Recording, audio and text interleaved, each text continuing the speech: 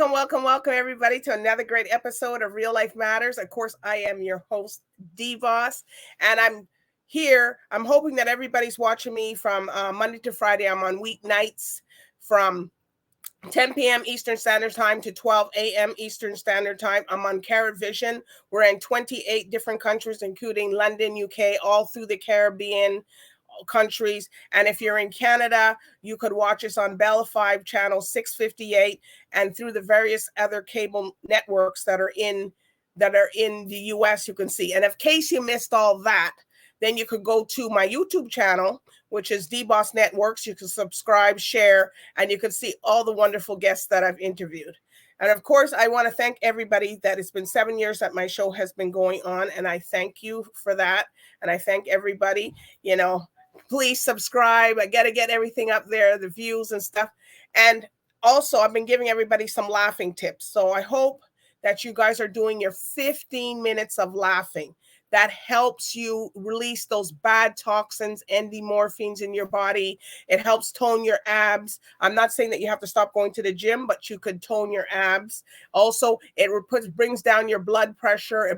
If you don't have anybody to laugh with, you could just put on something funny, call somebody that you know that you will laugh, and also if it's extreme that you can't find anybody to laugh with, you say, oh no, DBoss, I can't find anybody. Well, they do have laughing classes you could sign up for. So I hope that you don't have to go to that extreme. You can watch something, the world's virtual, so you can do a lot of stuff. So we're going to take one moment to introduce our sponsors, which is Joanne James, Vital Steps to Vital Health. And we'll be right back with our special guests. Welcome to your vital steps to better health and fitness. I'm Joanne James. Today we're going to talk about the effects of no exercise on the muscles. Many people are spending a lot of time sitting at their desk and not exercising, as well as the internet has taken people out of the exercise realm and into sitting down and playing games on their phones. There's a major detriment to not exercising. When you don't exercise, your muscles become weak, and that impacts your bones. So now you have both weak muscles and weak bones. The other problem is you lose strength, and the daily activities that you like to do become more difficult. So it's important to be doing some form of exercise to keep the muscles toned. And thirdly, your body composition will change. You will end up getting more body fat and less muscle mass, which then tends to be unattractive, and you lose energy and you become more fatigued. So do yourself a favor. Get into a great exercise routine. Find somebody who can put you on a great program. Your body's going to love it. I'm Joanne James, and this has been your Vital Steps to Better Health and Fitness. Take care. Well, thank you for that, Joanne James. And you know that a lot of people not out there doing their exercising and stuff, but you have to make an appointment with yourself to do it. If you don't make an appointment and say, just like how you have to go to work and get up and get there for, I suppose it's 9 or 10 o'clock. That's the same way you got to take the exercising, or you're not going to do it. Or you're just going to sit at home, as she says, and just do nothing. And then you get weak, you get bigger, and you don't want to and you get bigger and bigger. And we don't need to be any more bigger after this pandemic. So I'm just letting everybody know. But this is what has happened. Okay, so we have a special guest today, and it's two and three, maybe somebody else might come in. So they're doing the Toronto International Swahili Festival, which is going to be happening in this October. So, we got the CEO, which is Andrew Sabaya, and we got Mariam Ali, which is the director. And we're going to find out from them all about everything that's going to be going on with this festival. Why did they want to start this festival?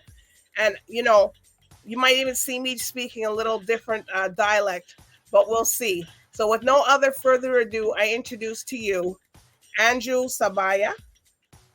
Hey, all right, madam. How are you? Hi. And I introduce to you Mariam. I'm just making sure she's in there. Mariam Al. There you are. Hello. And good morning and good afternoon, wherever you are.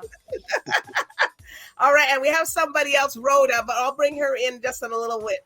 All right, so Andrew, here at Real Life Matters, we like everybody to know, like, what's your background and where you come from. Okay. My name is Andrew Sabaya. My background is from East Africa, Tanzania. I'm a Maasai, one of the very prominent tribe in East Africa, well known for conserving culture. That is the tribe of Maasai, where I came from. That is a And real Mary, icon of I'm show you the photographs, people. Africa. So I grew up in Tanzania, and I went through different career progress on certain FMCGs companies before I relocated to Canada, and I used to work a lot on several campaign and activations, a lot of these promotion and activations activities. Okay. So when I relocated to Canada, I came to realize, wow, we have a lot of East African communities here. This is the 10th largest, biggest language in the world. But why we don't unite it together? Why you don't sit together and see how we can celebrate, embrace our culture and showcase to the world? And especially in our real diversity and multicultural city of Toronto. So I came up with this idea of founding a Toronto International Swahili Festival. Okay. So the idea is at least to showcase the world how about the food we have, East Africa, what is our costume we have, what is the dancing, everything, all hybrid of our culture. So all right. So what we're gonna ask Miriam now, her take on it, and we'll bring it all back. All right, all right. Go ahead, Miriam. Where's your culture? Where you come from? First of all, I'm honored to be in the show, Mr. DBoss. Okay, what? I want to say thank you. That's gonna be me and her now. I know you for the longest years, so I give you salute. Okay. Salute as a woman, salute as a sister, salute as a community leader, so I give you salute. That's number one. My name is Mariam Ali Adam. I'm from East Africa because I'm a Somali background, grew up in Tanzania, the tallest mountain of Africa. We call it a freestanding mountain in Kilimanjaro, Moshi, where people eat ndizi. Ndizi means banana. But ndizi.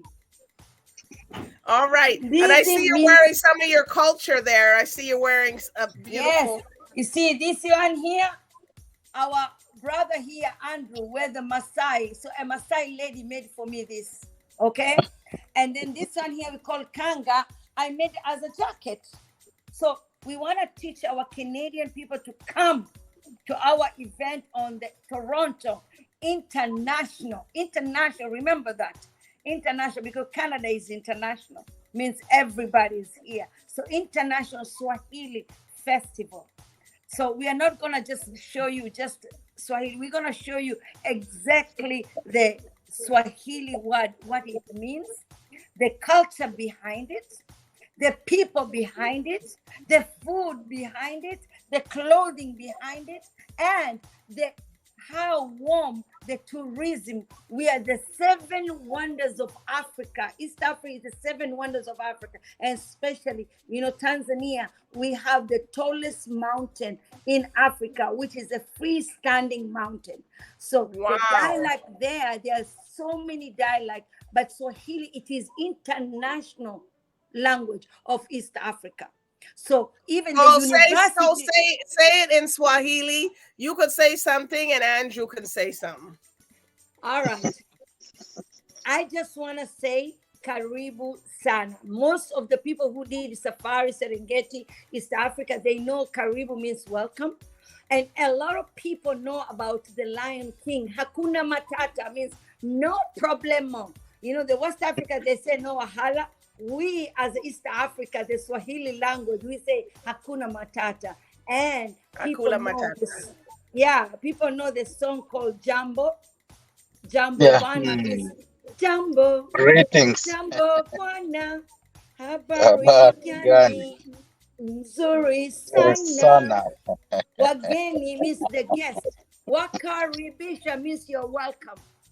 Toronto yetu Swahili Festival means here in Toronto we are bringing you Swahili right here in your backyard, right in the center of the Toronto downtown.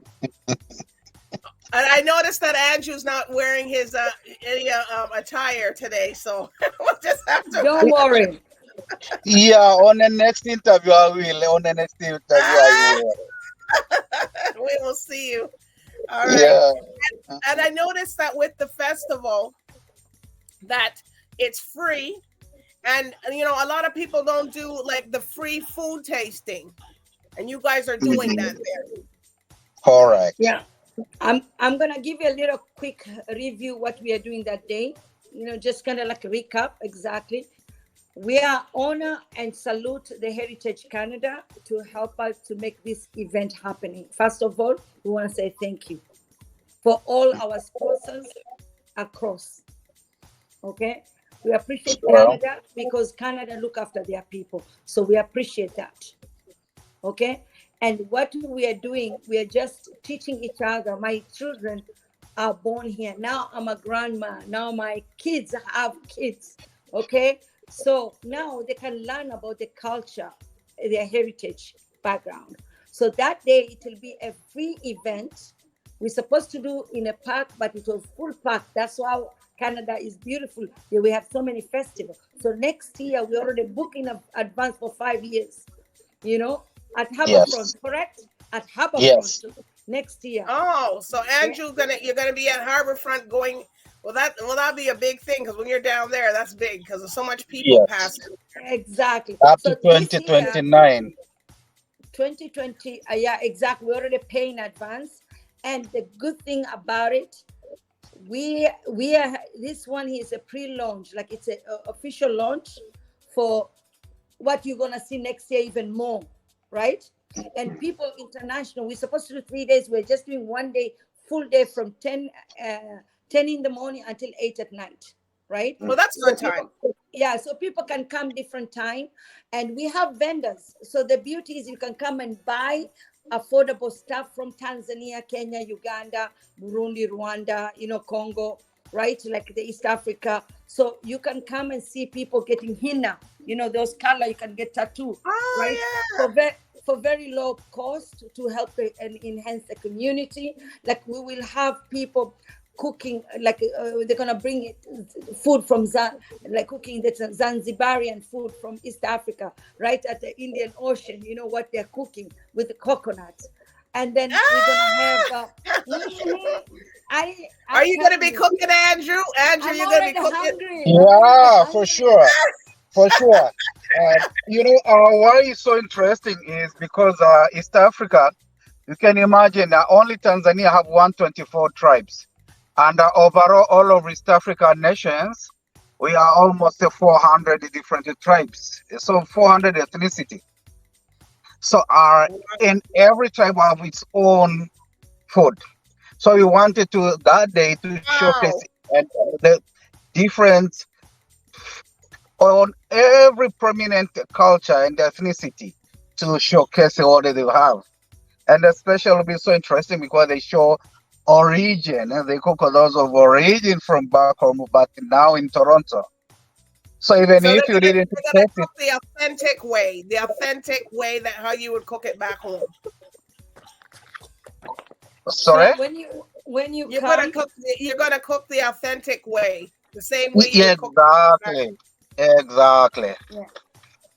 The beauty about Canada, we have everything to manage to cook food from home. We have we can get the coconut, we can get the spinach, we can get the flour, maize flour, we can cook ugali na nyama choma. I don't know what that is, but anyway. It's a very famous African dish. In everywhere where if you see those documentary for cuisine and for the documentaries, you'll see that is the #1 favorite Africa, East African dish, nyama choma. Yama choma. Yama choma. Yes. I guess Hmm. we'll have some yama choma. We can't hear you. Oh, you don't hear me, all right? Now No, you hear me I can all? hear you. I can hear you, but we can't hear You Marion. hear me now? Yes. Yeah. You're giving us lip service. Okay. You know what? The good thing is, it's okay. I have Andrew here. He's our original Maasai. As we are fake Maasai, you know. Mm-hmm. He's the original Maasai. They copy, they copy from We us, won because the I origin. wear Maasai. I wear clothing Maasai, everything. I love it. And that day you'll see me wearing Maasai. Me and him, we're gonna be a full Maasai. Okay? For Because I sure. love my Maasai people. Look out. Look out. Yeah, Mhm. here we come. I'm going to dress you up in Maasai. You watch me. All right. That All day, right. guys, you better watch Uh-huh. her. She's going to wear a full suit of Maasai. And Maasai. that day, we're going to do a full stream, live stream. So we're going to show you what is going on. We're going to go around and show you exactly. So next year, you do not miss it. Yeah, so So and this, then Yeah. people will miss me, say, "Where's DBoss?" Oh, I kidnap you. And also she's we invite you, I've Media. You invite you indoctrinated several into media too. the tribe. Yeah. The beauty about that day, honey, is just to help community to learn and respect about each other and Okay. about the culture behind it. So our children and our go on generation, new generation, don't lose their touch of their culture and family oriented, because really it brings peace, right? This so when you see at the Toronto community housing, like if we can manage to bring more culture and everything, we'll have a more peaceful life, right? And including the whole of our community in Ontario and Canada. So the more we really struggling because of culture shock, and our children, parents are getting culture shock because their kids are Canadian, right? And then they don't understand their parents. So we're trying to bring the Swahili speaking so they can manage to learn the language right here in Toronto. Yeah. Okay. And to add a little bit on that is most people they relocated to North America because of challenges back home. Okay. So and some they come for economic relocation. But at the end of the day, they really miss their backgrounds. They really miss their culture. They really miss their traditions. So at least this TSWAF will remind them, and those kids and generations which of kids who are born here, at least they'll know, and who they didn't have a time to go back home and see the culture and the origin of everything over there. At least they can be able to remember and see over here. Also, it's like a way of post-war. Like we have some few of our neighbor countries which have had a war before, like DRC, Southern Sudan. So these events also will be like a post-war healing. This festival, like a post-war healing. People they come together, they really feel love again. They really feel united again. They really feel Wow. being happy, celebrating again. Okay. So that's So why we. Mhm. okay. So you're doing this festival. So what do you guys do other when this festival's not going on? Do you do other stuff or? Of course, we are Canadian. Right, Andrew? We are Canadian. Yes. And you have to pay roof over your head, bills, send your kids to school, and feeling good and looking healthy. All right. Correct. See, this is what Correct. I do. Opulence Global is one of them. Sponsor the Toronto International Swahili Festival. I do fashion, beauty, and health. And I love it because I stay healthy, organic, all natural. Ooh, so people want to find out they can come to you, Marion. Hey, they need to come on the 28th of October to know more of fashion. Mm-hmm. All right. And you, what do you do, Andrew? Uh, I run a safari company known as Sabaya Tours and Luxury Safari. Oh, okay. Also, I do Swahili entertainment. Okay. So now Wow. is all events. And if you have any big event, you have a party, you want a really nice organizer for event, warmly welcome. I have a Swahili entertainment. Also, I run a Woo! Here he non-for-profit. Mhm. comes. Here you I come. have also non-for-profit organization, Swahili Society Center. We Okay. help we teach people Swahili, and also we help our newcomers on a settlement program. Wow. So people Yeah, can come to, if they want to find out and do those things, they can come to you for that. So the exactly. people is very busy, very busy. That's, And that's all also all our service is free. It's government funded. it's free.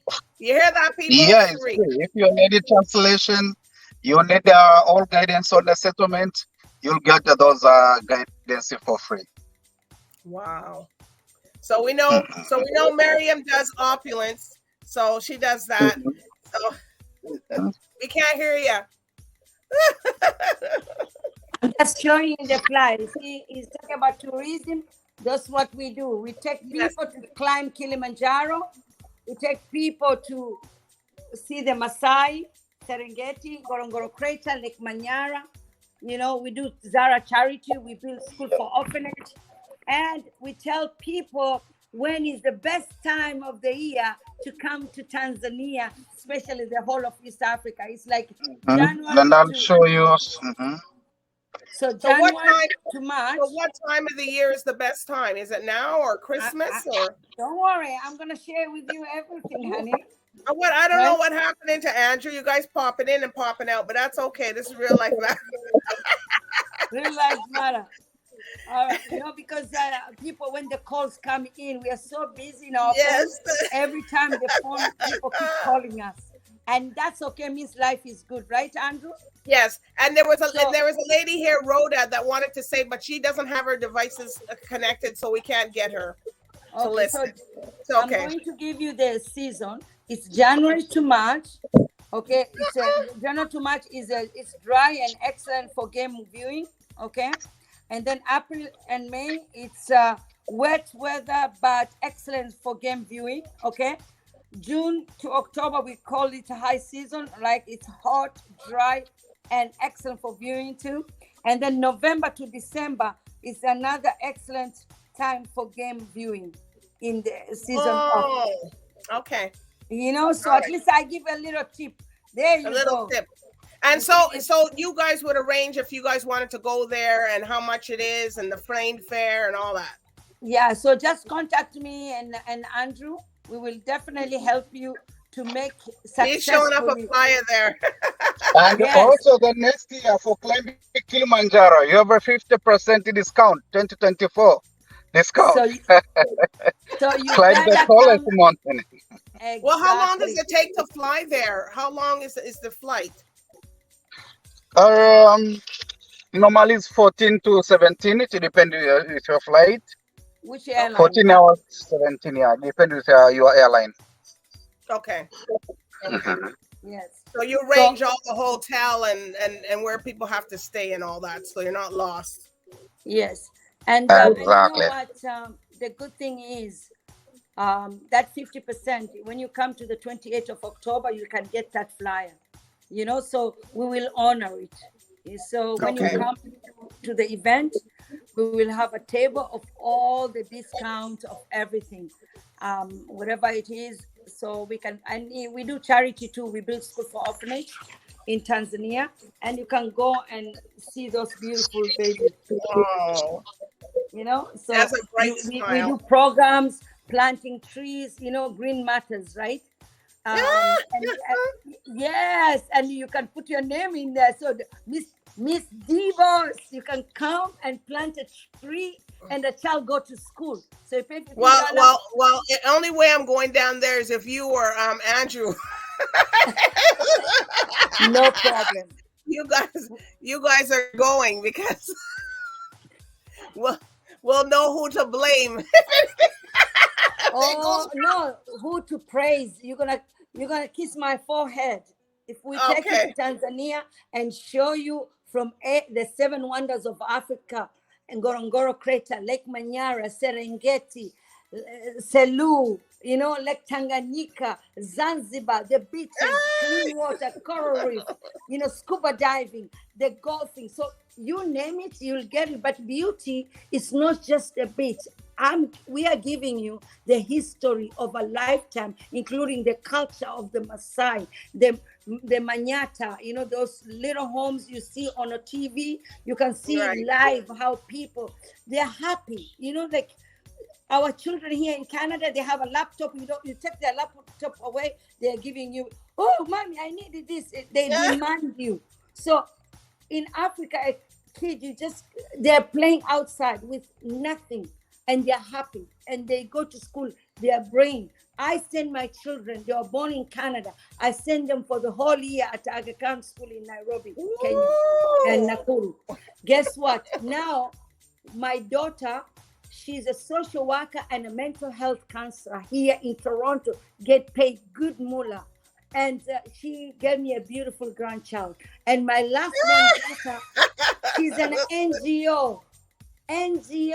Helping the indigenous and the young people and the young girls to lift their life up. And she's a Canadian born because she learned her culture. So if we bring the culture here, so thanks and kudos to Heritage Canada. So the whole of our politicians, they need to consider the people who are diaspora here, live in Canada. They need to have that opportunity to have their culture and their heritage. To be encouraged through our children so they can learn, not just doing other things. We need to provide jobs and everything through the culture, through the education, through the languages. Thank you. All right. So are there any... I'm too passionate on that. Poor Andrew's like, she's got it covered. Go ahead, Andrew. The floor is yours.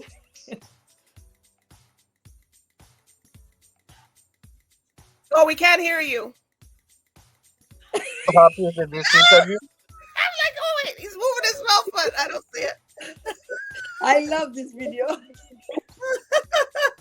And to be honest, this will be a game changer to the culture, promoting culture and of diaspora in Canada. And I believe also will be a real nice substitute for those mega events of Canada, like Caribana, Afrofest. So I think it's a very good invention. Okay. So are there any shout-outs? Be very inspiring too. Mm-hmm. All right. So are there any shout-outs that you want to give your sponsors or anybody? So you can go first, Andrew, since you were...